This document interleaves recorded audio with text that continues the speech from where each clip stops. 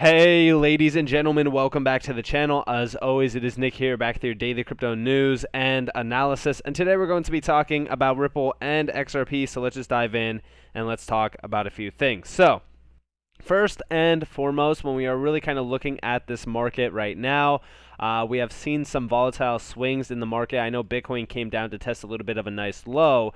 Now, I'm actually going to tell you guys something, and it might actually pivot from what I've been recently saying. And that's the idea that I do believe that this could be our higher low for Bitcoin, around 20.7K. I've addressed this. I've talked to you guys a little bit about it. A lot of people are saying, like, this is going to be, a fake move. Like, we are going much lower. Like, this, nice little pump back up into, like, this demand zone, which, by the way, reclaiming, like, 22K is, like, crucial for bulls. But I will say, like, right now, so many individuals are going to just say, we're going lower, we're going lower, we're going lower. And it's the idea that, like, I want you guys to understand that usually when everybody wants lower price action, we end up not going lower. So could we have seen our bottom for Bitcoin when we came back down to test this, like, 17.8K zone? 100%. I do believe that we could have bottomed out in crypto. Do I know for certain? Am I going to feel confident enough calling a bottom? Absolutely not. And honestly, what would it even matter if I did call the bottom? I don't make, the rules around this market. I said it time and time again. You guys have to have your own strategy here. But I will say this. I have been bidding. I have been averaging in. LCX is one of the tokens that I have been buying like massive right now. And yes, I have been putting a focus point on XRP as well. I do think that XRP is a steal at these prices. And today we're actually going to be talking about why. So with that in mind, let's just dive in and let's talk about a few things. So first off, a lot of people have been asking me, Nick, where do you get your XRP? Where do you get your H bar? Where do you, get your Casper, whatever? Guys, I stopped using Uphold.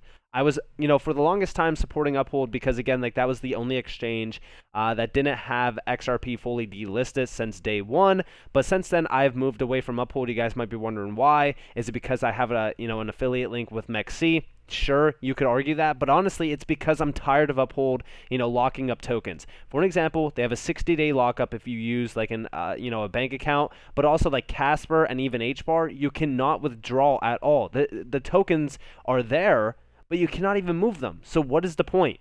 MEXC is great. If you guys do want to utilize my referral link, you guys are more than welcome to down in the description below as well as in the comments below. I do believe that you get $20 for free. I am running a giveaway on Twitter for a massive like $500 plus giveaway with MEXC, but they have no lockups and there's no KYC up to 10 Bitcoin. This is like your one-stop shop for a lot of like utility gems that I do have here. You also do have a chance to win $1,000 if you do use my referral link as well. Currently, right now, I will also drop this link down in the comments below. It's for my exclusive giveaway. I'm giving away like over $500 plus with MEXC, of course. So definitely check that out if you guys haven't already. But with that in mind, let's move on and let's talk about a few things. So first off, here we have from Anders. Now this goes back a little bit in time. This is from August 2021. This is from like a BitBoy, podcast with Raul Paul. But this is also from like September 1st when Anders, posted this, and it says not only the fact that there are, many use cases for XRP, but the myth that on-demand liquidity is not used when it did $2.4 billion in 2020, and we just recently seen it do like over 25%, I believe, of the volume on RippleNet. It's major, but we also do see down here, like, show me the other coins that did over that number in 2020 utilized by real businesses, not just retail. And this is also why I've always put a spotlight on XRP. Like, it is one of the most utility-driven and proven assets in the space, which is why I've always said, like, XRP is here to stay. I don't care what the SEC says. XRP is, one, not a security, and two, is here to stay. But listen closely to this. What's interesting about XRP is there is quite a lot of use cases. Now, I know a bunch of Bitcoin people hate it. It's not decentralized enough. I don't care. It's, are people using it? Yes, a lot more than most people realize. And what's amazing about this setup is you can't buy us on any of the exchanges. And it's not in the Bitwise ETF. The Bitwise ETF is now $1 billion. The Bitwise index is, the top 10 index is $1 billion.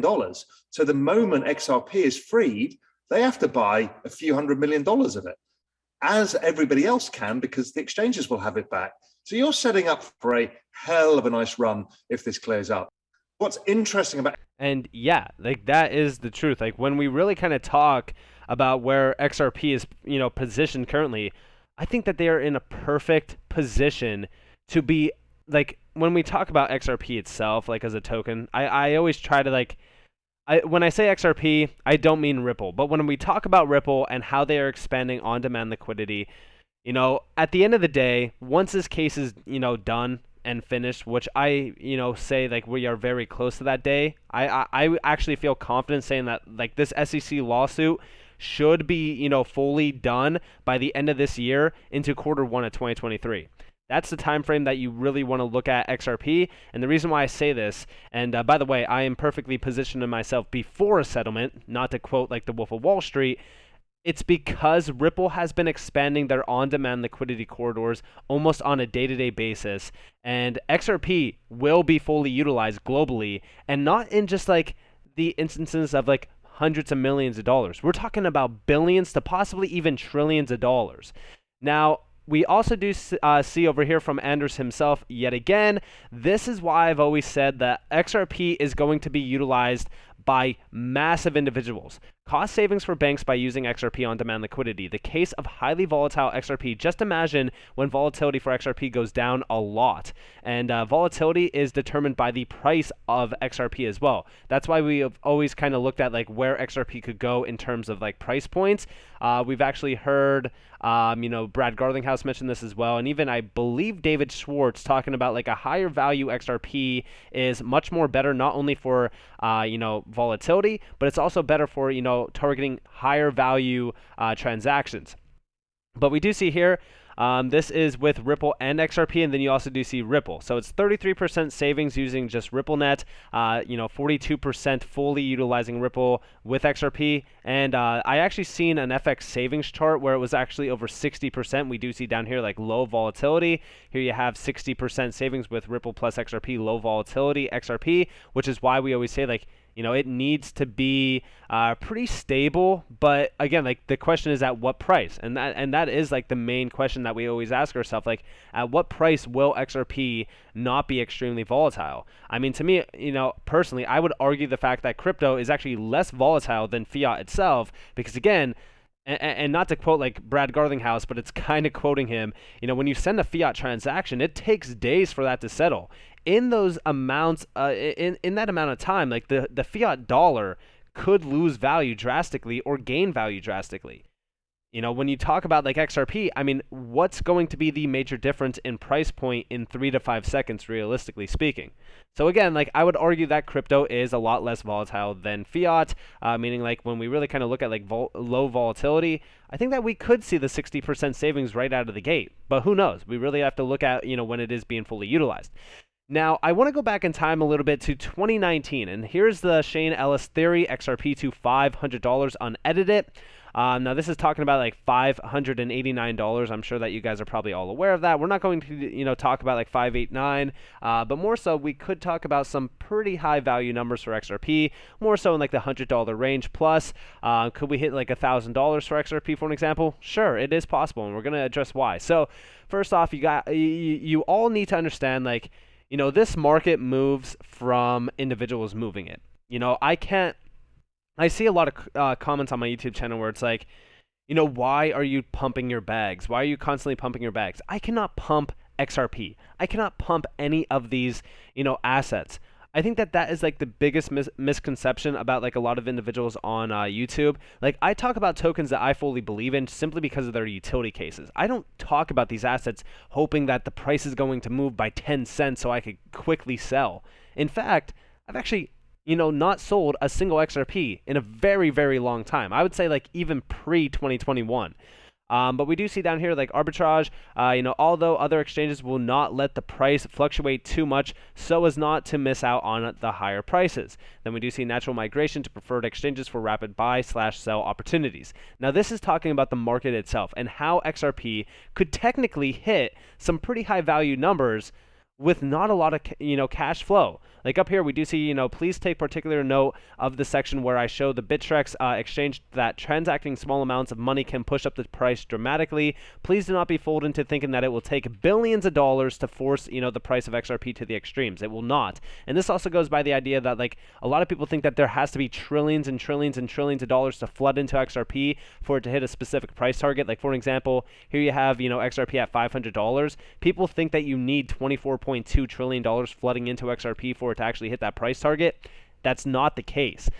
In fact, we actually do see down here, like, in terms of money flows, we do see, like, Bittrex order, book currently shows that from 27 cents to $1.49 totals $47,078 through XRP/fiat pairing, which is the same channel that will be used by RPPS. Simply transacting $47,078 at this price will instantly push the price of XRP to $1.49. And we actually do see, like, the price target from like 27 cents to $25. It would be 3.6 million. And then we do see down here, like, from 27 cents to $100, it's about like $3.7 million. And then down here, we do see transacting like $3.7 million at this point will instantly push the price of XRP to $100. It's just the idea of liquidity, supply and demand, buy and sell. Like, everybody should understand this at this point in time, that you don't need a ton of money flowing in. It's all, centered around, like, liquidity and how much is being moved. Like, for an example, down here, I mentioned, the phrase "at this point" due to the fact that no retail investor knows when XRapid is going to go live. So this can in fact happen at any time, and Ripple needs to remain this way. By ensuring this, they can guarantee a one-time rapid price increase that professional investors will also be glad of. They will want to ensure, in fact, guarantee that market makers are then priced out of the market, and those who are intelligent enough to have already purchased will be, flocking to sell their XRP in an instant. They will need to sell at a lower rate to ensure that, the sell of their coins, as placing them in a pool of tens of millions of XRP will not fill their order immediately. I know this seems, such a simple process to be believable, but make no mistake, this is what will happen, and it will be, happening all over the world on the RPPS at the same time as all XRP liquidity providers will begin tighten alignment regards XRP price. So, yeah, I mean, like, when we talk about, XRP going to a specific, price target, it will theoretically, because I know that a lot of people have played into the game of, like, it will happen overnight, it will happen in an instant. I will say this: XRP, once we do see full-on utility live, and once we see, if you, I know that a lot of people, like, talk about, like, the switch will be flipped, whatever. When we talk about things happening around XRP, it's not the idea that, like, we want XRP to be like the global reserve currency. Like, a lot of things get stretched out in this market to the point of, like, nonsensical. To me, XRP's value isn't derived on, like, where it's going to be fully disrupting. It's derived on, who's utilizing XRP.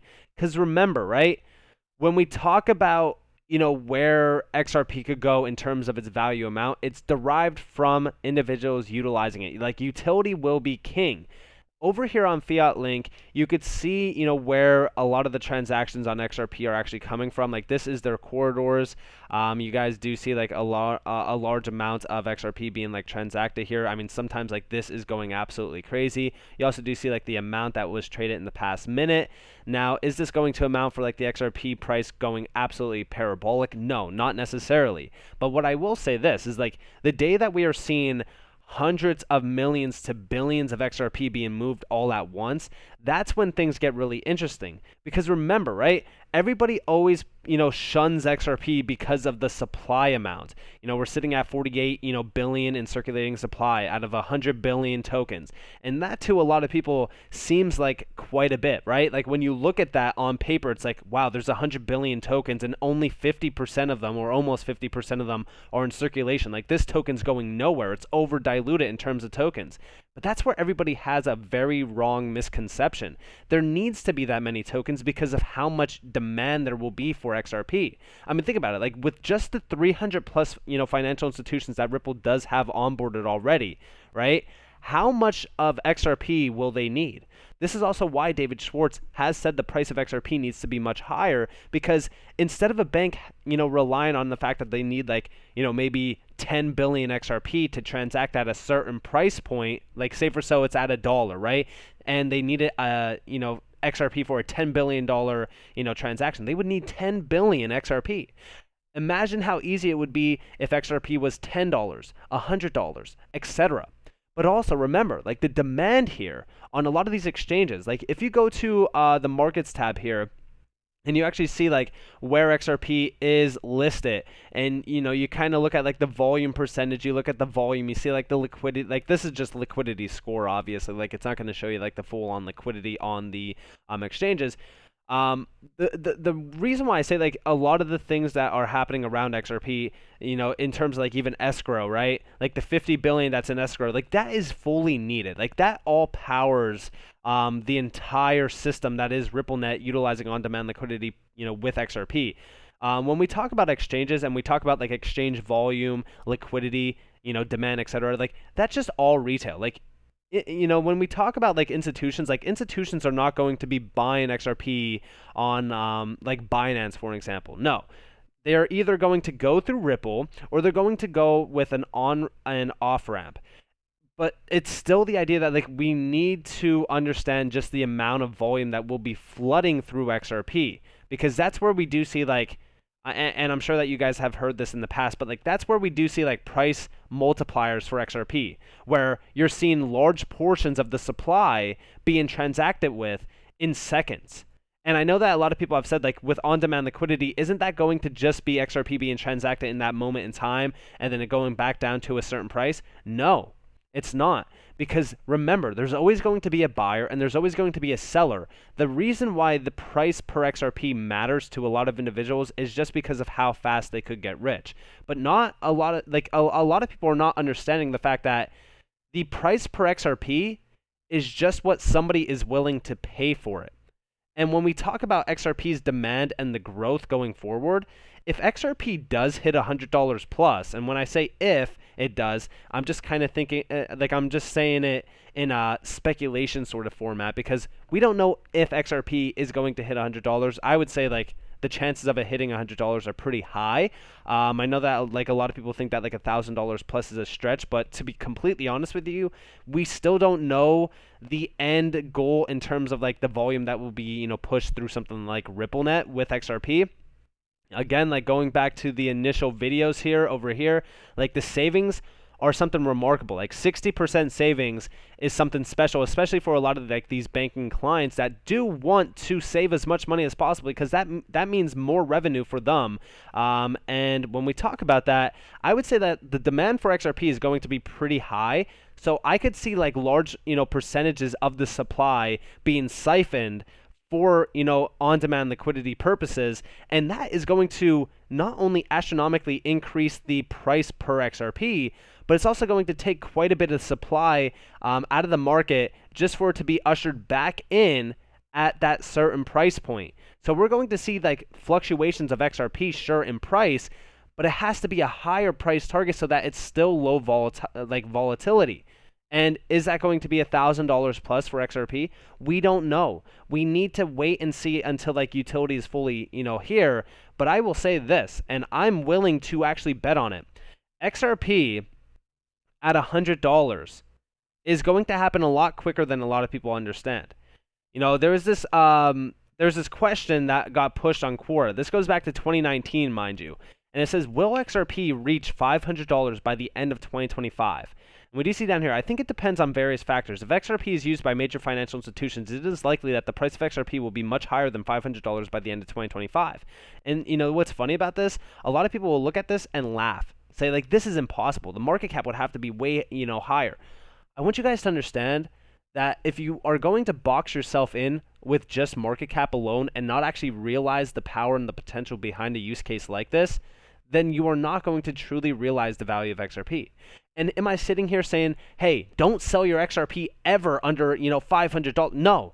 Listen, I've always said, take your initial investment out and let it ride, okay, to whatever your end goal target is. But we do see Like currently, XRP is just the third currency in the crypto market. In order to become the world's first digital currency, it is necessary to be adopted by many financial institutions. This would not only facilitate the development of the entire blockchain industry, but also reduce the market risk of XRP. But it is difficult to say how rapidly XRP can be adopted by major financial institutions.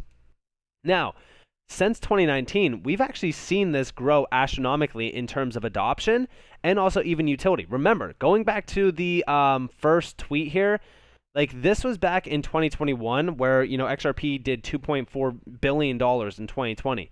Since then, we have done astronomical amounts of money in terms, like in dollar figures, but also even volume in terms of transactions on RippleNet. I would argue that by 2025, we will most likely be utilizing, Ripple will be most likely utilizing XRP for 75% to 100% of all on-demand liquidity transactions, and all of the value that is, pushed through RippleNet is going to be utilizing XRP. And the reason why I say this is because by 2025, we should have clear regulations in, place for, crypto as well as XRP, but also like the utility around XRP in the world by that time is going to be completely diverse in terms of the adoption cycle for crypto and crypto-driven use cases. And I do believe that on-demand liquidity is going to be a star in terms of a utility case that was fully derived from, crypto that now is being ushered in as a massive revolution to the financial sector. So with that being said, I hope that you guys enjoyed this. If you guys did, definitely leave a like, subscribe, turn notifications on if you guys want more free content. You guys are more than welcome to follow me on Twitter and join the free Discord down in the description below. As those up to you all, have a beautiful day or beautiful night wherever you guys are in this beautiful world. This has been Nick. Peace out, guys.